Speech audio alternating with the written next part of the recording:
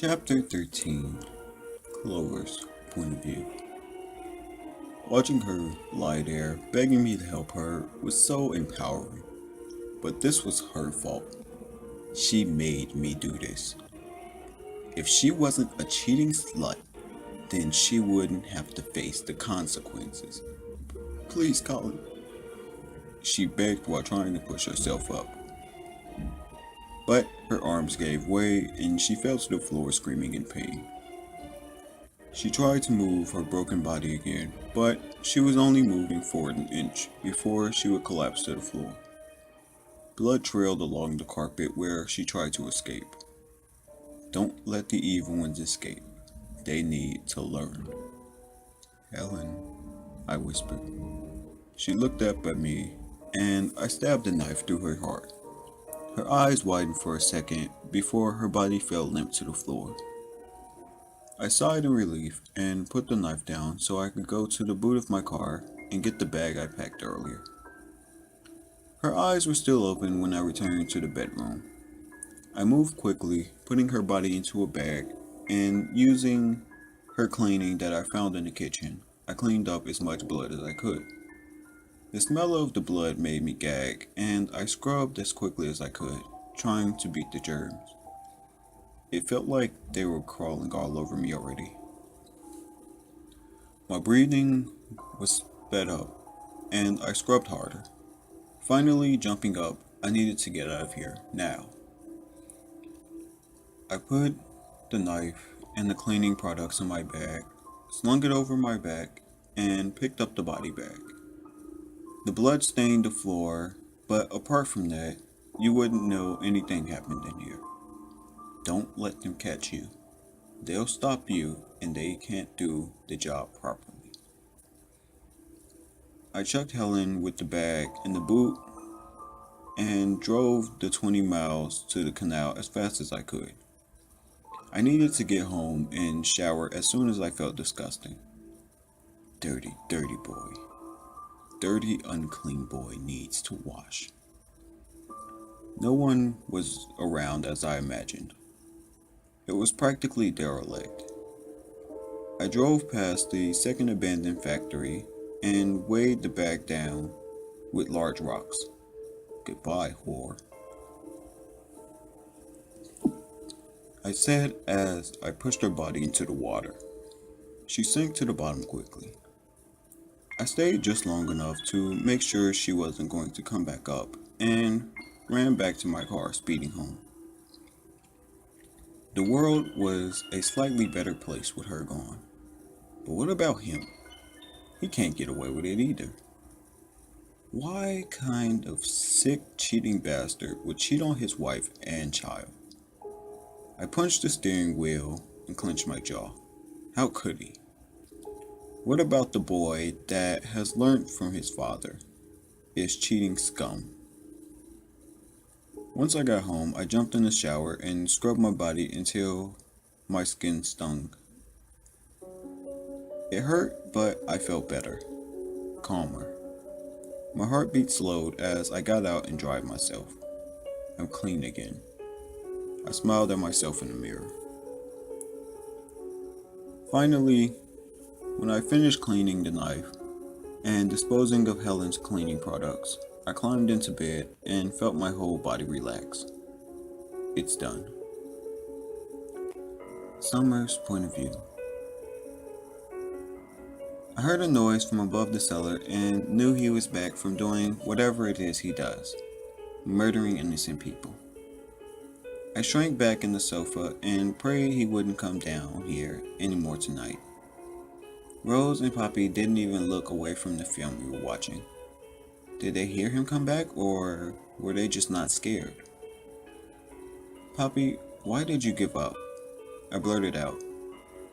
It was something I have wanted to ask 1,000 times, and something I just couldn't understand. I know she had no one, but still, this can't be better than living alone. I would rather sleep on the streets than be here. She looked very uncomfortable as she turned her body to face me. It's not about giving up, Lily. It's about surviving, she replied simply. I don't know if we'll ever get out of here alive, but what else can I do? Do you think your family are looking for you? She shook her head and smiled sadly. I know they're not. We had a huge falling out, and they said they never wanted to see me again. I'm sure they didn't mean it. Maybe, she said unconvincingly. Your family will be, though. You never know. Maybe they'll find us all. She said a little too enthusiastically, as if it was only a dream at this point. Yeah, they'll be looking and they'll find us. I know Lewis won't give up until he finds me. I believe that 100%. She smiled and nodded. It was okay that she didn't believe me. I can't blame them after all.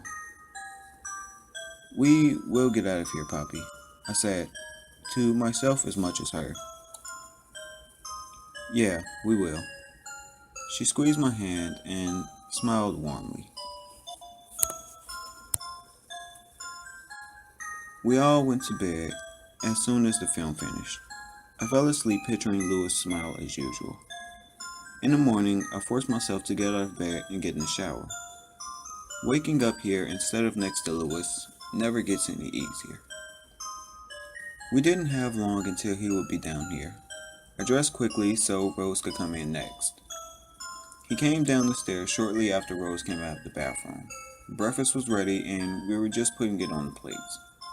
When he put his hand on the small of my back, leaning over me to look at the food, my whole body rose and bile rose in my throat. My skin was crawling and I moved quickly, pretending to get something else just so I can get his hand off me. We sat down and I could barely eat. I felt so sick from him touching me. He was happy today and chatting about having a good night last night. Thankfully, he didn't go into any details. I can already imagine what kind of sick things he does. He didn't bring anyone back here though. Did he kill someone outside this house? If he did, hopefully the police will find out and eventually find us. I felt hope rise inside me, but I didn't let it take over. He was crazy, but very intelligent. He got away with this for so long now. Suddenly, he looked over his shoulder, and his expression quickly turned from happy to furious.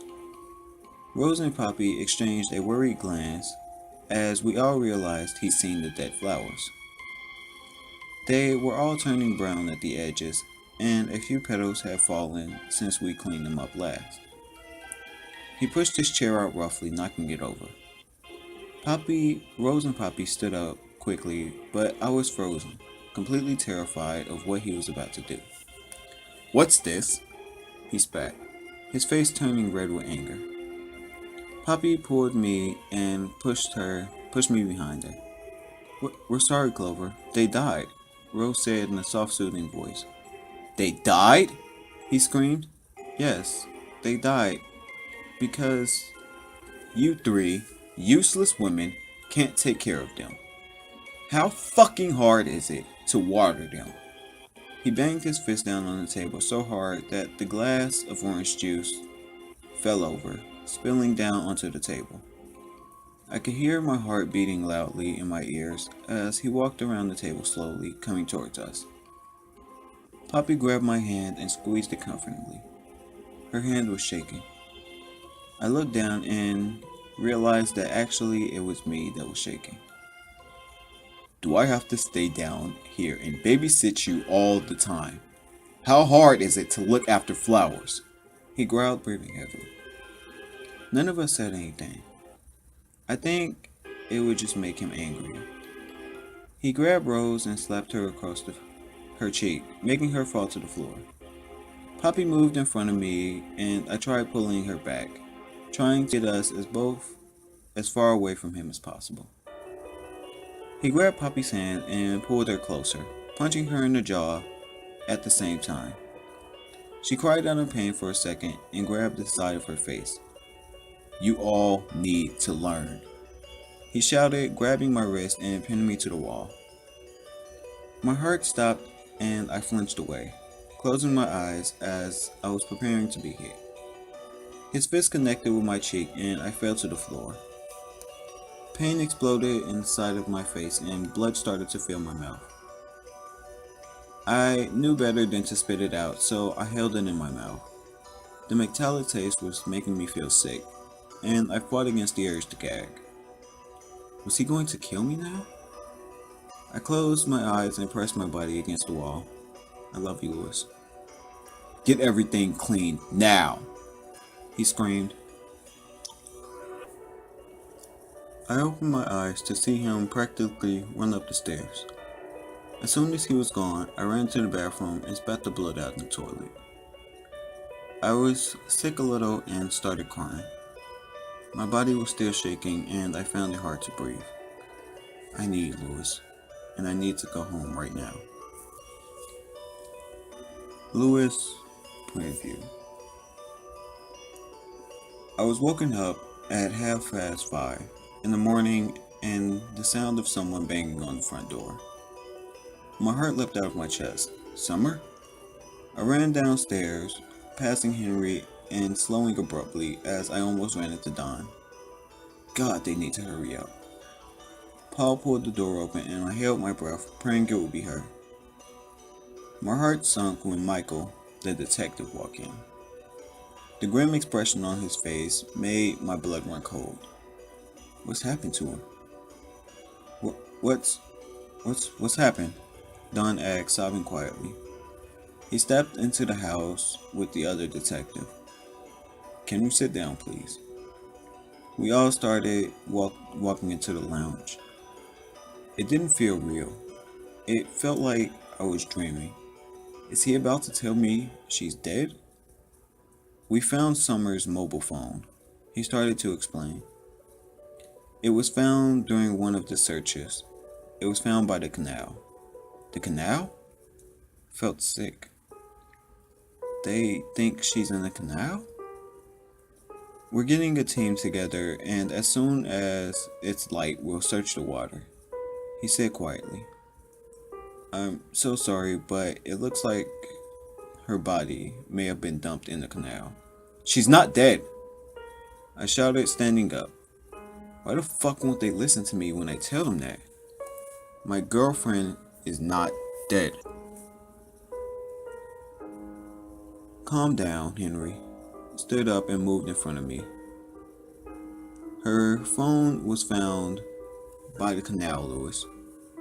He said slowly, tears forming in his eyes. I backed away from him. How could he think she's gone? She's not dead. I repeated and walked out, going back to Summer's room. I will not give up on her, even if they have. I packed my bag as usual and went back downstairs to grab something quick for breakfast and some snacks for the day. I still had Summer's favorite things in the bag. I wasn't going to eat them. They were for her. My parents were already here when I walked in. Are you coming with us? Mom asked me as she spread the butter on a slack of toast. They came over every morning around 6 o'clock. Mom would cook and support Don while Dad joined in with the searches. I grabbed 2 slices of toast, even though eating was making me feel sick. I needed energy to search for longer. Come where? To the canal, Don said, sobbing on Paul's shoulder.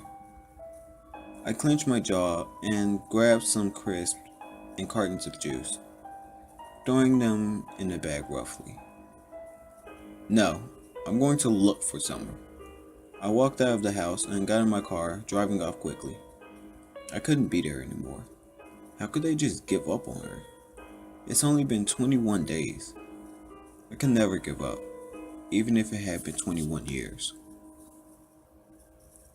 The air was warm, and there was absolutely no wind. It was almost too quiet. I know she's not dead. I could tell what was wrong with her without her telling me. I knew what she was thinking and how she would react to a situation. I know her too well. She's alive and waiting to be found, and I won't let her down. I walked into the forest thinking about Summer and picturing her smile. She was so beautiful, and I could still see her in my head so clearly. It started to feel like my lungs were tightening, and it was hard to swallow and breathe. But I pushed myself forward. Finally, after a few more steps, my legs gave way, and I fell to the floor. Leaning up against the tree, I started crying in the middle of the forest.